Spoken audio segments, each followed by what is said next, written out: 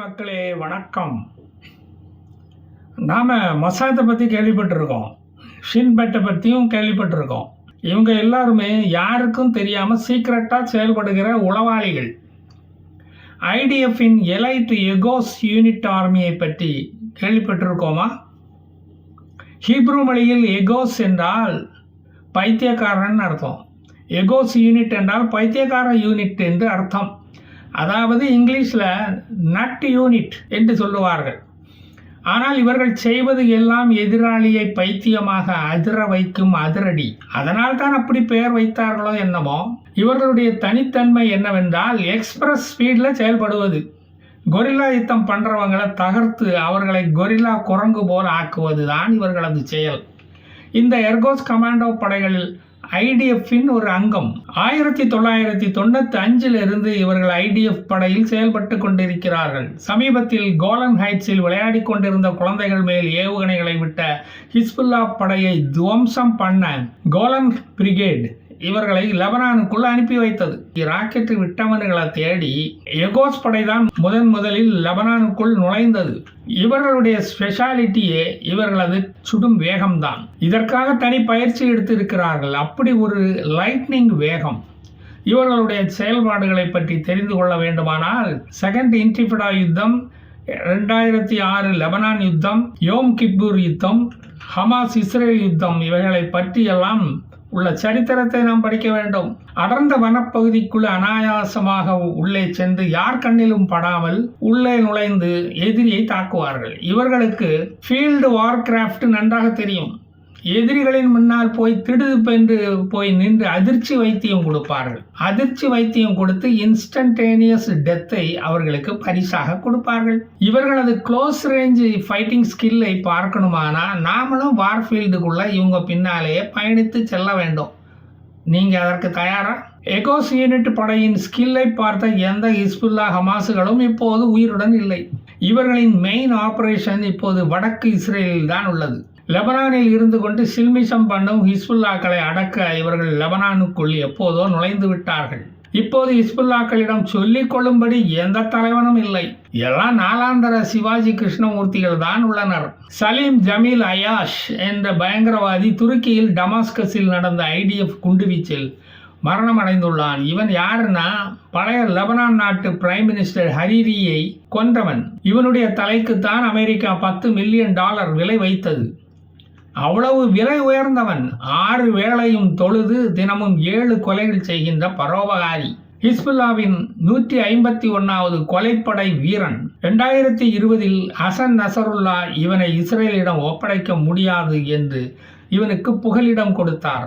தட்டுல சோறு தண்ணி வச்சு வளர்த்தாரு. சங்கிலி மட்டும்தான் கழுத்துல மாட்டல்ல.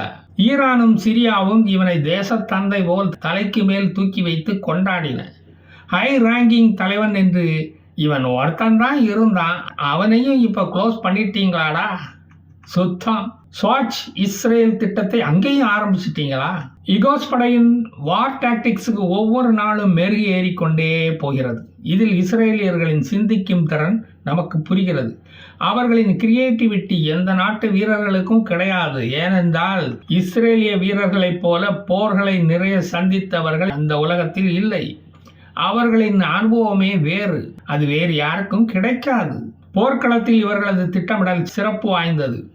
நினைத்து பார்க்க முடியாத புது புது யுக்திகளை இவர்கள் கையாளுகிறார்கள். எதிரியின் பலத்தை இவர்கள் குறைத்து மதிப்பிடுவது கிடையாது. தாய் நாட்டுக்காக தன் இன்னுயிரையும் விட தயங்குவது கிடையாது. இவர்களுடைய ஹெல்மெட் விசேஷமானது. அதில் நைட் விஷன் பைனாக்குலர் மாட்டப்பட்டு இருக்கும். அயன் ஸ்டிங் என்ற குட்டி ட்ரோன் இவர்களிடம் இருக்கும். இவர்களிடம் உள்ள மோப்ப நாய் விசேஷ திறமையுடையது. இவர்களைப் போலவே எதிரியின் வீடுகளுக்குள் அவர்களுக்கு தெரியாமலே உள்ளே போய் தனது தலையில் மாட்டப்பட்டு இருக்கும் ரகசிய கேமரா மூலம் எல்லாவற்றையும் படம் பிடித்து கொண்டு வந்துவிடும். 1956 தான் இந்த முதல் யூனிட் உருவாக்கப்பட்டது. யோம் கிப்பூர் போரில் எகோஸ் படையின் முக்கிய பங்கு பாராட்டத்தக்கது. 6 நாள் யுத்த வெற்றிக்கு இஸ்ரேலின் விமானப்படையும் எகோஸ் படையும் தான் காரணம். எகோஸுடைய தாக்குதல் எல்லாம் நிலத்தின் மேல் நடப்பவைதான். சமீபத்தில் லெபனான் நாட்டுக்குள் புகுந்து அலி கிராக்கியை கொன்றது இவர்கள்தான். லெபனான் நாட்டு நேவல் கமாண்டர் இமாட் அம்ஹாஸ் அவரை சத்தமில்லாமல் நேவல் படை வீரர்களுடன் அலாக்காக தூக்கி கொண்டு வந்ததும் இந்த எகோஸ் படை வீரர்கள் தான்.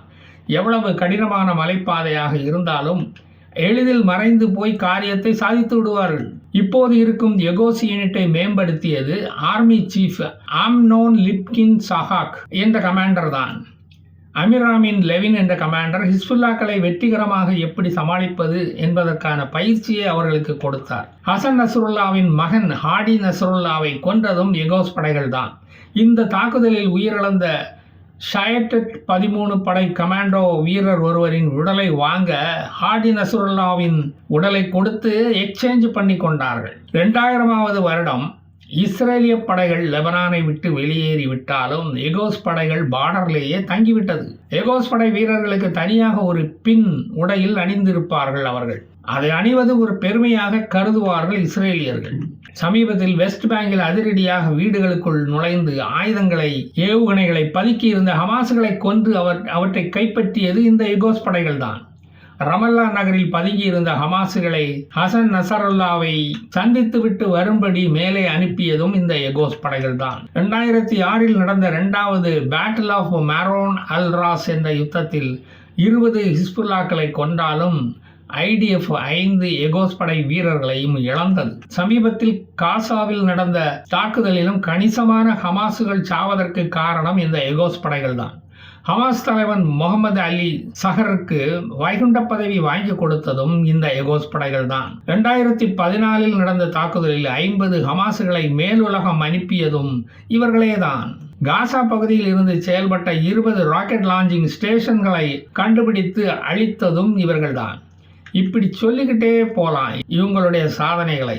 இப்போது எகோஸுக்கு போட்டியாக ஓஸ் பிரிகேட் என்று உருவாகி இருக்கிறது. ஜெனின் நகரத்துக்குள் அகதிகள் முகாமில் நுழைந்து அகதிகளாக நடித்து கொண்டிருந்த ஹமாஸ் நடிகர்களுக்கு சமாதி கட்டியதும் இந்த எகோஸ் படைகள் தான்.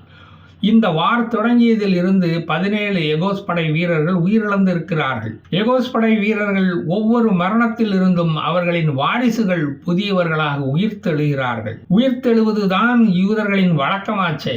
முன்பை விட அதிக உத்வேகத்துடன் செயல்பட்டுத்தான் இப்படி உயர்ந்து நிற்கிறார்கள். இப்போது வழிநடத்த யாருமே இல்லாமல் ஹிஸ்புல்லாக்கள் அழிந்து கொண்டிருக்கிறார்கள். பயங்கரவாதிகள் தங்கியிருக்கும் வீடுகளுக்குள் தைரியமாக உள்ளே நுழைந்து அவர்களை அதிர்ச்சிக்குள்ளாக்கி கொன்று குவிப்பதும் இந்த எகோஸ் படை வீரர்கள் தான். அதுதான் அவர்களது ஸ்டைல். அவர்களை பார்த்ததுமே இவங்களுக்கு ஹார்ட் அட்டாக்கும் முதல்ல வந்துடும். அதிலே இறந்து போயிடுவான். குண்டு அவர்கள் உடலை துளைக்கும் முன்பே உயிர் போயிருக்கும். இதுதான் இஸ்ரேல் ராணுவ வீரர்களின் சாகச வரலாறு. அதை படிக்க படிக்க பிரமிப்பாக உள்ளது. அதனால் தான் அதை உங்களுடன் பகிர்ந்து கொண்டேன். 2-3 நாட்களுக்கு என்னுடைய வீடியோக்கள் வராது என்பதை மகிழ்ச்சியுடன் தெரிவித்துக் கொள்கிறேன். அப்பா தொல்லை விட்டுதப்பா என்று உங்களுக்கும் நிம்மதியாக இருக்கும். நான் வெளியூர் பயணம் மேற்கொள்வதால் வீடியோ வராது.